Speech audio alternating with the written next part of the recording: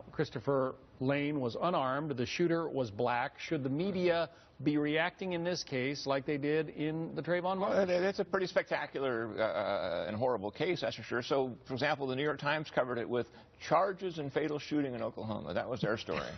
And again, if you wonder, mainstream media, why other news outlets that cover these stories more energetically, like the Drudge Report or Breitbart or WorldNet Daily, have so much energy and attention, is because they cover stories that the mainstream media clearly don't want to cover. So was there overreaction in the Trayvon Martin case and underreaction here, Judy? Well, there was originally underreaction until the social media got onto the Trayvon Martin case. I mean, Kirsten pointed out earlier this week that in this case, the alleged perpetrators were immediately arrested, unlike Trayvon Martin. But look, when the White House spokesman has never heard of Christopher Lane, and he's an Australian, I mean, I think that there is a double standard here, and I think the media, Ed Henry was right to, Fox News, which is covering this murder, was right to ask the question. I find it appalling that the White House spokesman didn't know about it. The activists like Al Sharpton were all over the Trayvon Martin shooting, and in this case,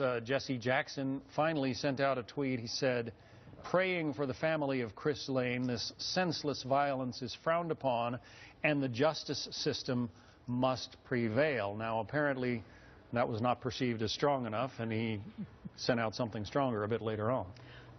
I'm not really sure why do we now expect Jesse Jackson to comment on every single heinous crime that happens in the country? I mean, do people really not understand this? I don't.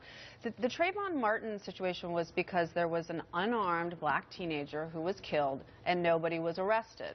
That's why it became a story. As Judy said, nobody was covering it. Social media blew up around it, and that's how it became a story. And occasionally we do have things that get kind of bigger than they should be, and maybe it did get bigger than it should be. But this is a tragedy, what happened to Chris Lane, but I don't know why you expect Jesse Jackson or the president to talk about it, as some people have said. And my final point is, I seem to remember some people saying that we should not have been covering Trayvon Martin. So if we shouldn't have been covering Trayvon Martin, why should we be covering this? We're getting ready, Cal, for the 50th anniversary of the I Have a Dream speech in Washington. What kind of coverage should we expect?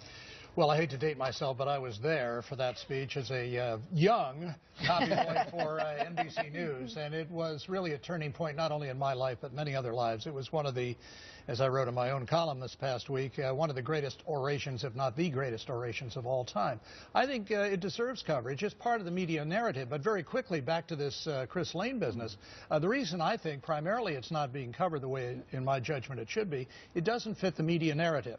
White people are oppressive. They used to own slaves. They're discriminatory. Look at all the horrible things. The civil rights movement, never mind that they were Southern Democrats standing in the schoolhouse door. They're conservative. One of the suspects, Rick, sent out a tweet, prior to the killing. 90% of white people are nasty. # hate them.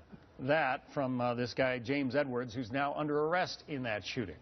Yeah, that was buried. And, I think that the whole idea that the Trayvon Martin case and this case is about race is really shameful. It's not about race. It's really about young kids who are uneducated, come from broken homes, and spiral into drugs and violence. And that is the theme here. And whether it's black or white or Hispanic, we as a society need to confront that. And it's shameful for people like Piers Morgan to immediately go after this story as a handgun story, or anyone to use this as a race story. And neither one of them are true. It's a socio-economic story.